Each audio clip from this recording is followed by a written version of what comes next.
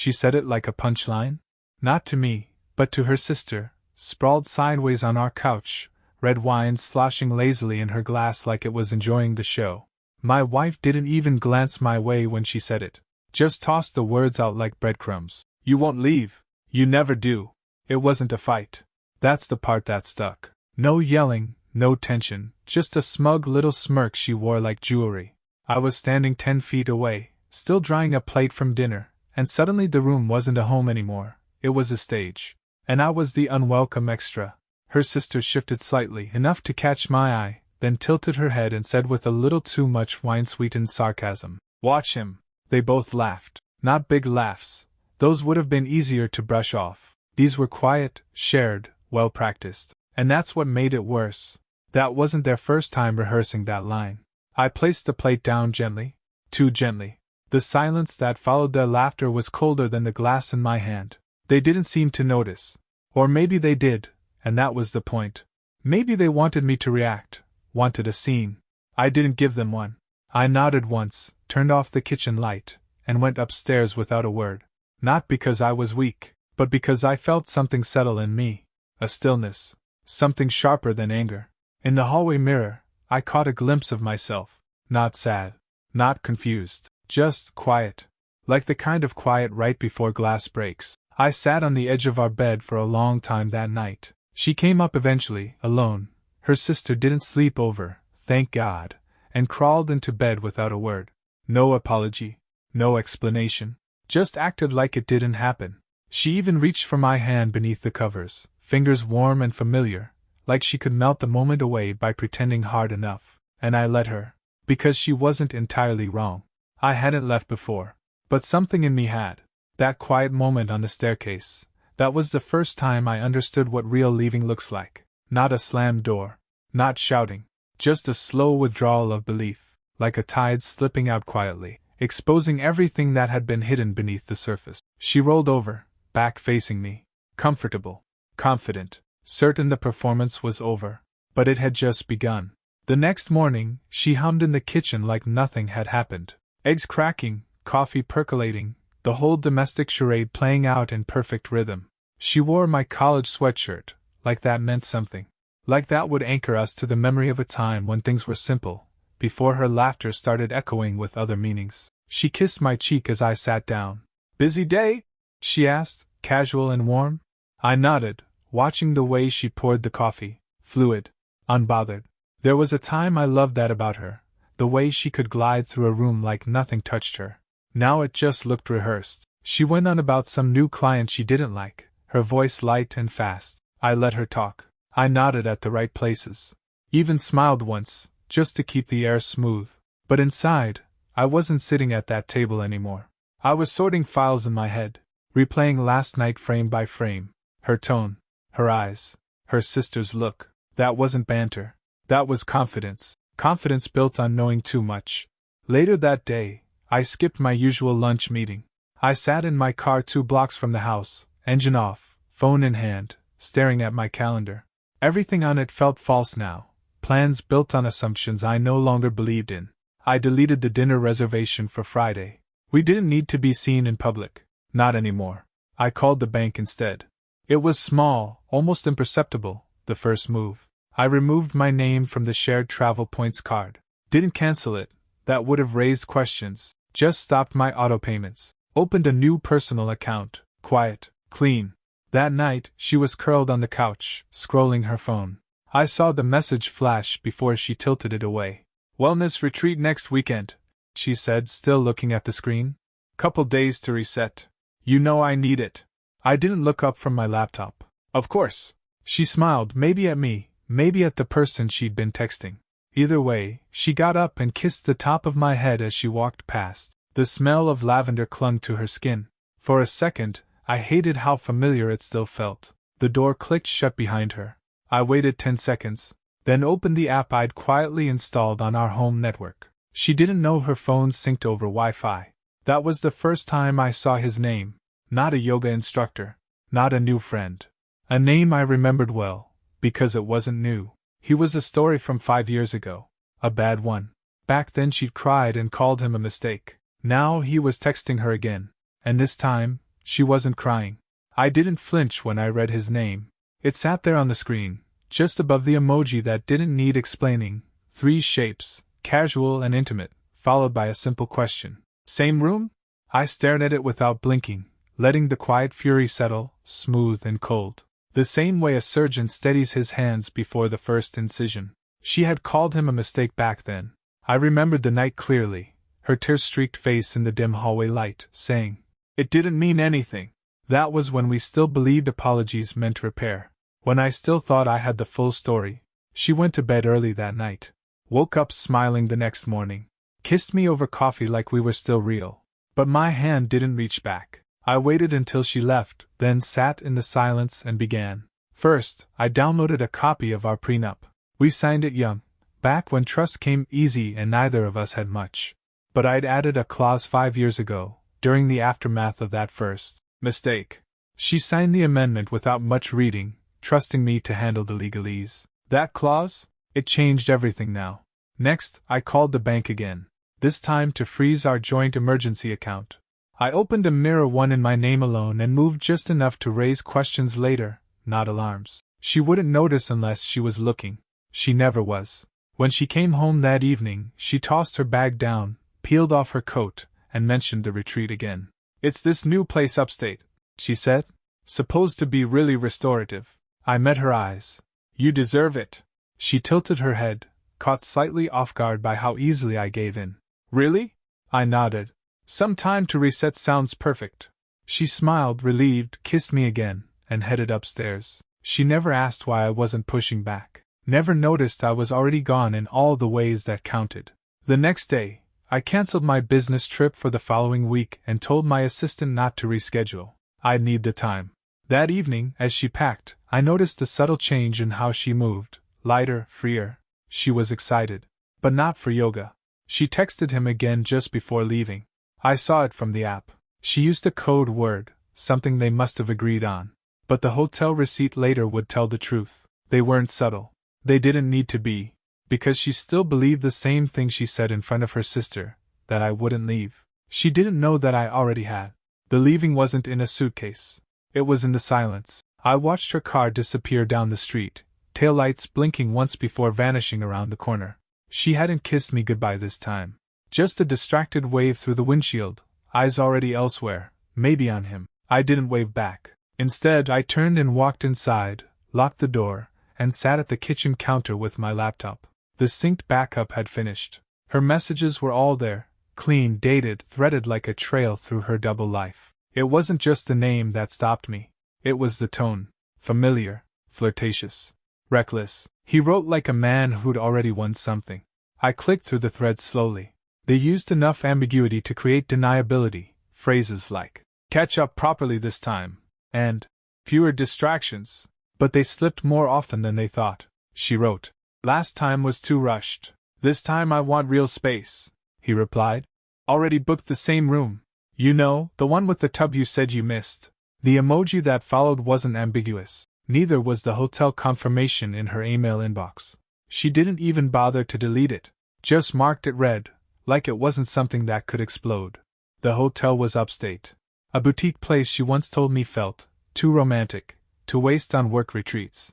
I pulled up the floor plan on their site. Deluxe corner suite. Fireplace. Whirlpool tub. The same one we'd stayed in 2 anniversaries ago. That night came back fast, her laughing in the snow outside the front entrance, the sound of wood crackling while she read beside me. I remembered thinking we were finding each other again. Now it was just a rented memory. Reused. I didn't call her. Didn't confront. Instead, I opened a new spreadsheet. Labeled it plainly. Exit plan. 1 tab for finances. 1 for documentation. 1 for timing. I listed what I knew. What I needed. What I couldn't risk. This wasn't a reaction. It was an operation. By the time she was soaking in the same tub with someone she once called a mistake, I was cataloging every message, timestamp, and financial transaction she'd tied to this little retreat. Let her laugh in the bubbles. Let her believe I was home, faithful and blind. I wasn't home anymore. I was building a way out, brick by brick, detail by detail. And I had just found the blueprint. The best weapon I had wasn't confrontation. It was patience. She called the next night, voice light and syrupy over the line. "It's beautiful here," she said. "You'd love it." I kept my voice steady. "I'm glad it's what you needed." She paused just long enough to notice something, then smoothed it over with a laugh. "Anyway, early yoga tomorrow. I'll call you when I'm back." I hung up without saying, "I love you." She didn't say it either. I opened the folder I'd been building, screenshots, itinerary confirmations, their messages synced off our shared Wi-Fi. Timestamps down to the minute. It was meticulous work, not because I enjoyed it, but because I had to get it right. Every message was a needle. Not because they were graphic or emotional. He wasn't poetic, and she didn't try to be.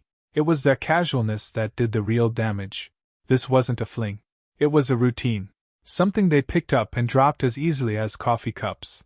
I started documenting her spending too. Uber pickups near the hotel. Charges to a spa that didn't list couples' services publicly, but I found them buried in the packages section. Her card paid for both. I canceled my meetings for the next 3 days. Set an automated out-of-office message. Then sat in the silence of our home, methodically moving through each phase of my plan. Email backups. Secure cloud storage. Legal consultations scheduled under an alias. She didn't text the second night. He did. His message showed up just after midnight. "Still up?" it read. Then, "You looked perfect today." And then, the one that mattered. "Next month? Longer." I didn't know what hurt more, the familiarity in his words, or how sure he was she'd say yes. But I didn't react. Not emotionally. Not aloud. Instead, I printed that thread and placed it with the others. Then I walked to the kitchen, made coffee at midnight, and sat beneath the same light she used to read under. I remembered the way she tucked her feet under my leg. How she used to pause mid-sentence to kiss my cheek. That woman was gone. Or maybe she never existed the way I believed. By the third day, I had enough to dismantle everything she'd hidden. But I wasn't ready to burn anything. Not yet. Because silence, when wielded correctly, is more precise than fury. She thought my quiet was surrender. She mistook my composure for acceptance. But I wasn't waiting for her to come home. I was refining the cut. On the fourth day, just after noon, her sister texted me. It was a short message. No greeting. No preamble. "You know, she's not as clever as she thinks." I stared at the screen for a long time. Not because I was surprised, but because I had expected something different. A defense, maybe? A warning. Instead, it was an admission. From someone who had laughed with her on the couch while I dried dishes, called me predictable, told her to watch me. This wasn't a change of heart. It was a signal. I typed back slowly, deliberately. "That's what I'm counting on." She didn't reply. Not right away. Not later. She didn't need to. It wasn't about guilt. She wasn't tipping the scales because it was right. She was doing it because the game had shifted, and she wanted a seat on the new side of the table. Maybe she'd seen the messages. Maybe she just knew her sister well enough to recognize when a lie was overplayed. Either way, she had cracked the window. I wouldn't waste the opening. I pulled her number into a new folder. Not for retaliation, just leverage. It was already clear. If my wife had confided in her, even once, about what she was doing, that opened a different kind of vulnerability. One that went beyond text messages and receipts. I sent a message to my attorney that evening. Short and specific. "Need to initiate financial protections." Quietly, he replied within the hour. "Already in motion." My wife returned the next day, suitcase rolling behind her like a trophy. She was glowing, flushed skin, loose hair, the kind of energy she used to save for after promotions or long weekends with close friends. I watched her from the kitchen as she set the suitcase down and reached into the fridge. "I brought wine," she called out, like she just returned from a harmless getaway. "You'll love this one. Local." I nodded from across the room. "Smells like the mountains." She turned, blinked, studied me for a second. "You're different." I smiled. "So are you." She smiled back, slower, trying to read what I meant. But I gave her nothing more. That night, she slipped back into our bed like she belonged there. Like the silence that had stretched across the last 4 days could be dismissed with warm skin and soft sighs. But I didn't reach for her. She shifted closer anyway. "Missed you." I looked at the ceiling and kept my voice calm. "Glad you're home." She didn't ask what I'd done while she was gone. She didn't want the answer. And I didn't offer it. Because some performances end not with applause, but with the lights going out quietly, one by one. By Monday morning, my calendar was clear, and so was my conscience. I drove downtown to a building I hadn't visited in years. The law firm I'd retained after her first mistake had moved offices, but the name was the same. They greeted me politely, no questions, no small talk, and handed me the folder I'd requested last week. Inside were documents that didn't just protect me, they disarmed her. The asset division agreement was already drafted. Clean. Precise. Based on our prenup with the amendment she never reread. It granted her a generous share, enough to appear fair, but it stripped her of anything tied to leverage, long-term assets, trust entitlements, and intellectual property from my consulting business. The business she never understood but always assumed she'd profit from. I signed nothing yet. Timing mattered. What I needed now was infrastructure. Next stop, the bank. I'd already opened a trust in my name last week, but now I moved key holdings, quietly, legally, surgically. Not enough to trigger alerts. Just enough to protect the core. Then I met with the mortgage advisor. Explained that I'd be restructuring our loan under a single name. Mine would be removed, but with a lien quietly inserted. She wouldn't notice it until she tried to refinance or sell. By then, it would be too late to shift blame. She'd think she owned the house outright. She'd be wrong. It was the kind of financial magic that only looks like abandonment from the outside. But it wasn't about revenge. It was about clarity. She wanted independence? I was giving it to her, just not the version she thought. Back home, she was on a video call when I returned, sitting cross-legged on the couch, laughing too loud. I didn't ask who was on the screen. Didn't need to. I walked past her, dropped a folder onto the entryway table. Inside were copies of our home maintenance agreements and utility transfers, everything she'd need when I exited. She looked up. "What's this?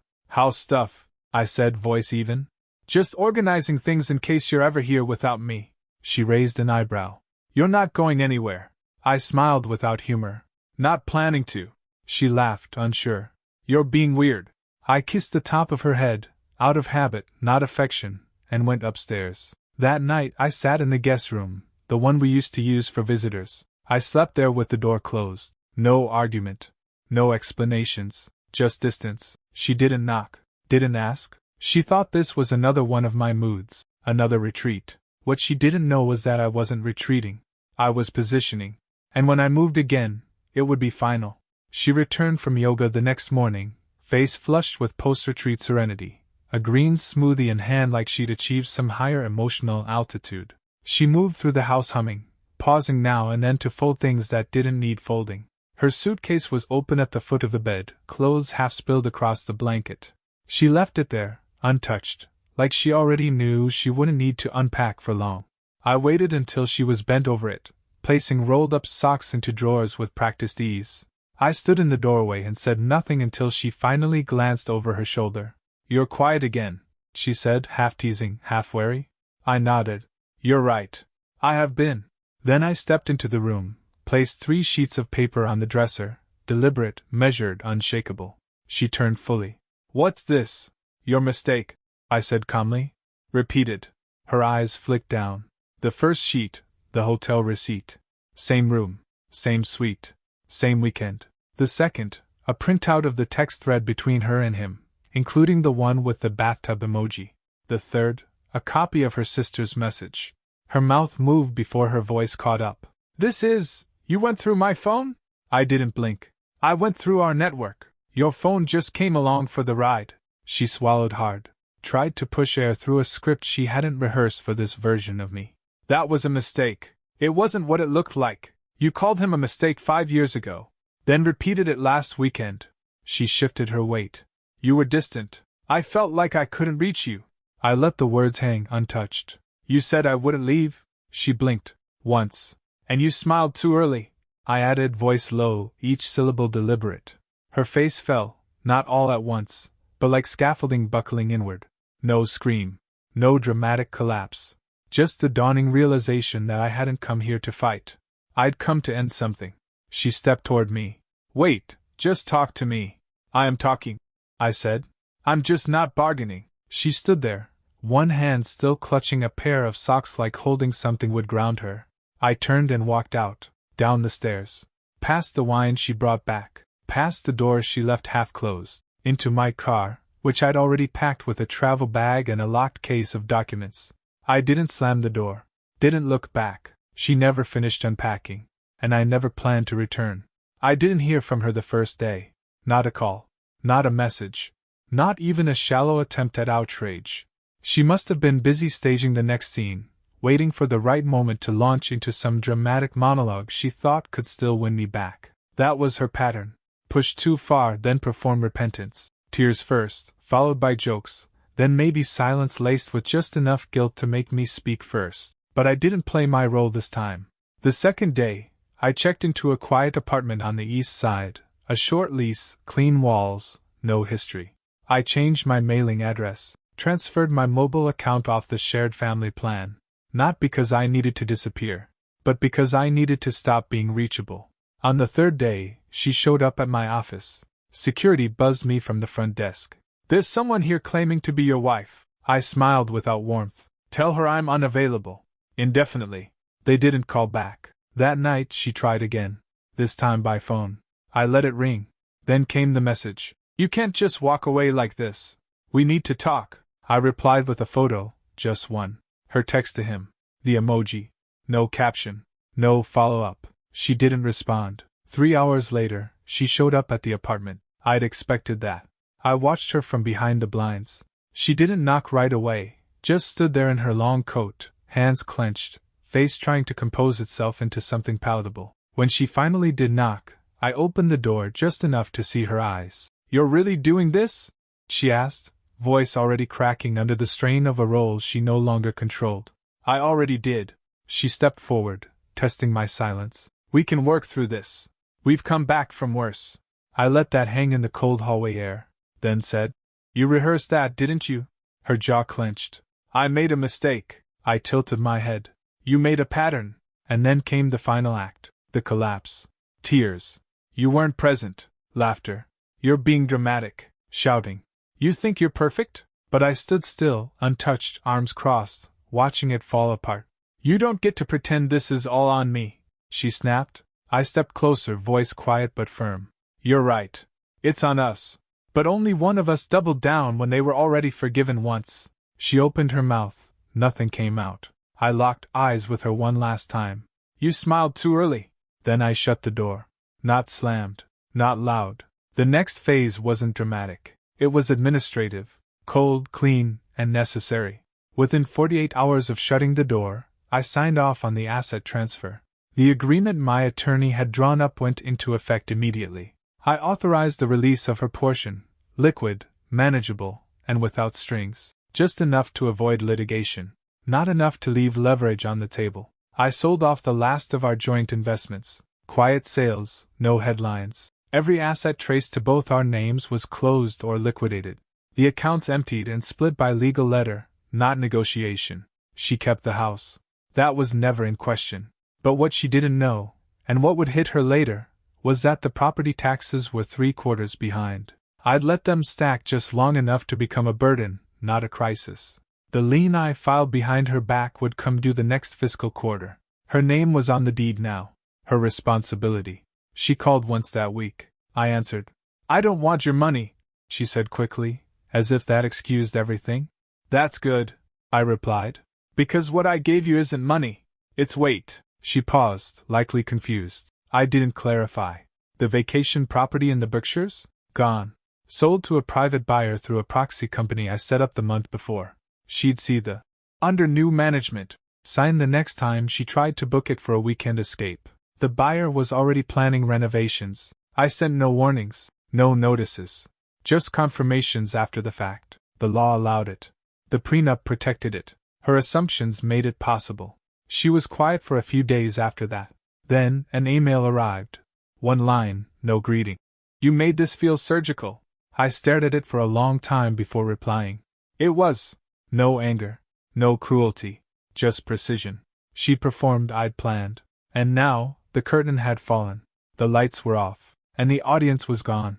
The first signs of fallout weren't public. They were personal. Her curated world began to shrink by inches, not explosions. 3 weeks after the documents were finalized, she hosted a dinner party. One of those soft-lit affairs she used to plan down to the color of the napkins. But this time, The wine was poured more than it was consumed. The conversation lagged. The guest list had thinned. Mutual friends replied late, or not at all. The ones who came? Polite, restrained, the way people are when they sense a fracture but don't want to acknowledge it aloud. They asked about her work. They complimented the food. No one asked about me, and no one stayed late. She texted her sister afterward. I saw the message. She still hadn't changed her network habits. You bailed. I needed you tonight. No reply. She called one of her closest friends the next morning. Voicemail. A second message. A third. Eventually, did I do something? Still nothing. What she didn't realize was that I hadn't isolated her. She had done that herself. When you build a life around performance, you forget that the audience can walk out. And they did, one by one. Not because I asked, not because I explained, but because when truth leaks into silence, people start rethinking their applause. Then, one afternoon, a package arrived at her door. No return address. No signature. Inside was the book she once gave me during our last attempt at reconciliation, a self-help volume about emotional ownership and growth. She'd highlighted sections back then, handed it to me like a prescription. Now it was returned. Burned slightly at the corners. One sentence was underlined in red. Some losses aren't accidents. They're exits. I don't know if she cried. I don't know if she threw it out. But I know what she did next. She sat alone that evening in the living room, glass of wine untouched beside her. The television played softly in the background, but her eyes never focused. No phone in hand. No text sent. Not just because I was gone, but because no one came with her. And that, more than anything, was the difference between silence and solitude.